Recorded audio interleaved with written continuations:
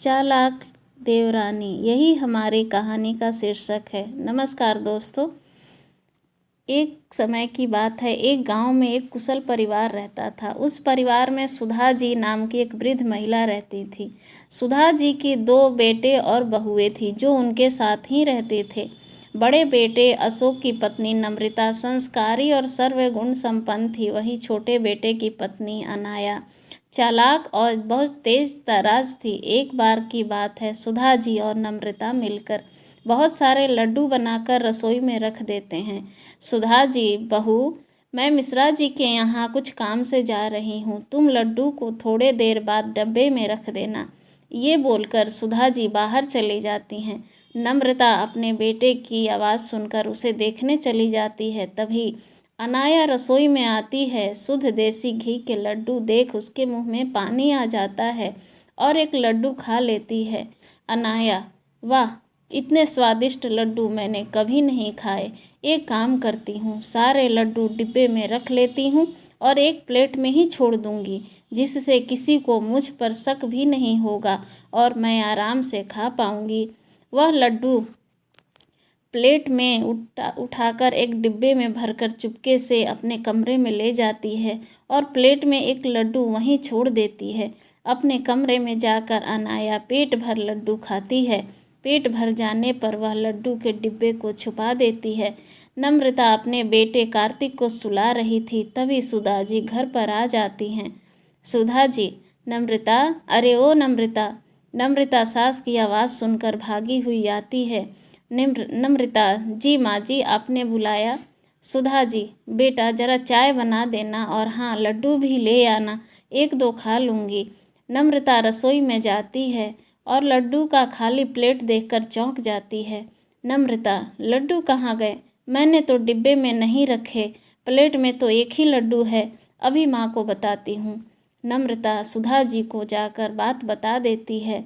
नम्रता, माँ जी, रसोई में नहीं है एक भी लड्डू, मैंने वहीं रखे थे पर अब नहीं हैं। सुधा जी, मेरे सामने ही बनाए थे, फिर कहाँ गए? नम्रता, पता नहीं माँ जी, कार्तिक रो रहा था तो मैं कार्तिक के पास चली गई, उसे सुलाकर अभी आपकी आवाज़ सुनकर आ रही हूँ। सुधा जी रसोई में जाती हैं। अनाया लड्डू से भरा मुंह जल्दी जल्दी साफ करती है और रसोई में आती है। अनाया, क्या हुआ मम्मी जी, आप क्यों गुस्से में हो? सुधा जी, बहू, यहाँ लड्डू के प्लेट रखे थे, अब देखो इसमें एक भी लड्डू नहीं, पता नहीं कौन खा गया, शुद्ध घी के लड्डू थे। तभी अशोक और राहुल भी आ जाते हैं और रसोई से लोगों की बातों को देख दोनों रसोई की ओर जाते हैं। अशोक अपने माँ से मजाक में कहता है। अशोक, क्या हुआ माँ, क्या हुआ? किस गहन विषय पर चिंतन चल रहा है? सुधा जी, अरे देखो ना बेटा, शुद्ध घी के लड्डू बनाए थे, पता नहीं कौन खा गया, अब इसमें एक भी नहीं है। अनाया, आपके बाहर जाने के बाद तो नम्रता दीदी ही ना थी रसोई में, शायद कहीं उन्होंने ही। नम्रता, अनाया, ये क्या बोल रही हो तुम? मैं कार्तिक के पास थी। सुधा जी और घर के सभी सदस्य अनाया की बात पर विश्वास कर लेते हैं और नम्रता के खिलाफ हो जाते हैं। सभी नम्रता को खूब सुनाते हैं तो वो रोने लगती है।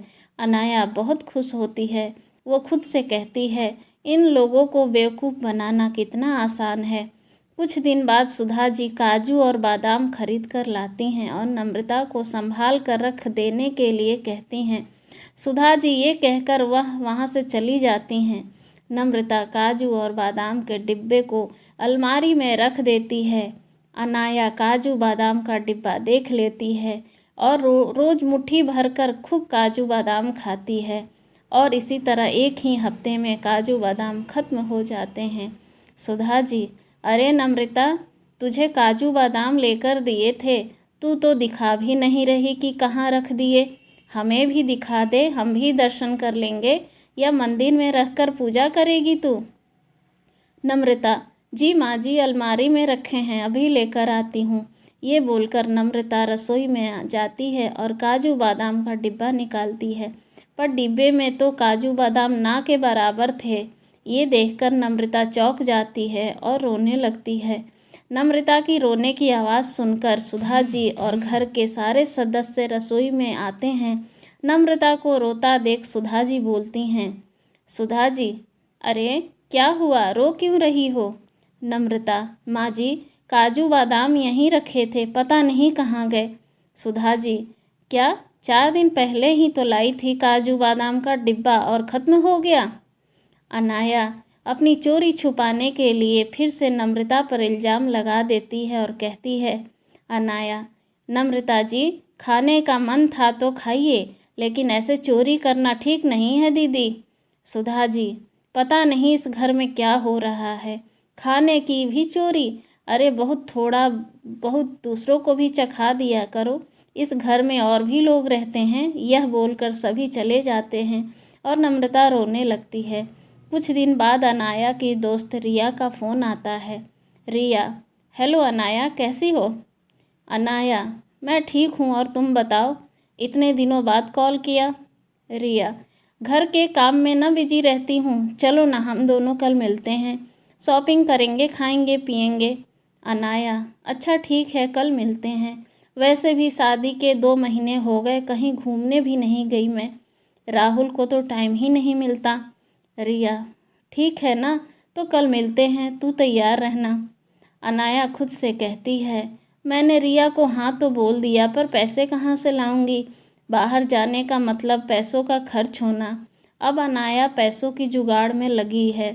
वो सुधा जी के कमरे से गुजरती है, तभी अशोक सुधा जी को 10,000 रुपये रखने के लिए देता है। अब रात होते ही अनाया सुधा जी के कमरे में जाती है और 10,000 की गड्डी को चुरा लेती है। सुबह होते ही अशोक 10,000 सुधा जी से मांगता है। अशोक, माँ, वो 10,000 दिए थे ना, वो देना, दोस्त को वापस करने हैं, वह लेने के लिए आ रहा है। सुधा जी कमरे में पैसा लेने जाती हैं। जैसे ही अलमारी खुलती है तो पैसे कहीं नहीं मिलते। सुधा जी चिल्लाती हैं। चिल्लाने की आवाज़ सुनकर सुधा जी के सभी सदस्य सुधा जी के कमरे में जाते हैं। अशोक, क्या हुआ माँ, अब चिल्ला क्यों रही हो और इतनी घबराई हुई क्यों हो? सुधा जी, मैंने यहीं 10,000 रखे थे, अब नहीं पता नहीं कहाँ चले गए। अशोक, नहीं है मतलब? माँ, वो पैसे मेरे दोस्त के थे, वो आने वाला है, मैं कहाँ से ला कर दूँगा उसे। सुधा जी, कहीं ये बाहर के किसी सदस्य का तो काम नहीं है, लेकिन हमारे घर में कोई आता भी तो नहीं। अशोक, हाँ माँ, आप सही कह रही हो, अब मैं पुलिस को ही बुलाता हूँ। सुधा जी, हाँ यही ठीक रहेगा, हमारे घर में कुछ ना कुछ चोरी हो रहा है, अब ये पैसे भी चले गए, तू बुला ले बेटा पुलिस को। पुलिस का नाम सुनते ही अनाया घबरा जाती है। अशोक का दोस्त पैसे लेने आता है। ये देखकर नम्रता जल्दी से अपने कमरे में जाती है और अपने बचाए हुए पैसे लाकर अशोक को देती है। नम्रता के पास 10,000 देखकर सब लोग नम्रता पर शक करने लगते हैं। सुधा जी, ये पैसे कहाँ से आए तुम्हारे पास बहू? नम्रता, माँ जी, ये हमारे बचत किए हुए पैसे हैं। सुधा जी, बचत किए हुए या चुराए हुए? देख बहू, सच बता दे। अनाया की जान में जान आती है। वो भी नम्रता को कहने लगती है। अनाया, नम्रता दी, अब इसकी भी चोरी की हद हो गई, अपने ही घर में चोरी दीदी, आपको ये बातें शोभा नहीं देती। तभी पुलिस आ जाती है। पुलिस को देख अनाया घबरा जाती है। पुलिस नम्रता से पूछताछ करती है और नम्रता बेगुनाह साबित होती है। फिर पुलिस जब घर में एक एक कमरे की तलाशी लेती है, अनाया पूरी तरह से घबरा जाती है, क्योंकि अब पुलिस अनाया के कमरे की तलाशी ले रही थी। पुलिस को नोट की गड्डी अलमारी में कपड़े के नीचे रखे मिल जाती है, साथ में काजू बादाम का डिब्बा और 1-2 लड्डू भी। सब चौंक जाते हैं। अनाया फूट फूट कर रोने लगती है। अनाया, माफ़ कर दीजिए मुझे, मुझसे गलती हो गई, माफ़ कर दीजिए सुधा जी, सब कुछ तुमने चुराया और मेरी बहू नम्रता को दोषी बनाया। अनाया रोने लगती है और नम्रता से भी माफ़ी मांगती है। नम्रता, कोई बात नहीं अनाया, तुम्हें इस घर में चोरी करने की कोई ज़रूरत नहीं है। तुम्हें कुछ भी चाहिए तो तुम हमसे सबसे कह सकती हो। तुम्हारी एक गलती ने तुम्हें कितनी बड़ी मुसीबत में डाल दिया था। अनाया, मैं आप सबसे माफ़ी मांगती हूँ, आगे से ऐसा कभी नहीं करूँगी। नम्रता अनाया को गले लगाती लगाती है और सुधा जी नम्रता से माफ़ी मांगती हैं और नम्रता सबको माफ़ कर देती है और अब से सब खुशी खुशी ज़िंदगी जीते हैं। धन्यवाद दोस्तों, वीडियो के एंड तक बने रहने के लिए। आपको स्टोरी कैसी लगी कमेंट करके ज़रूर बताइएगा।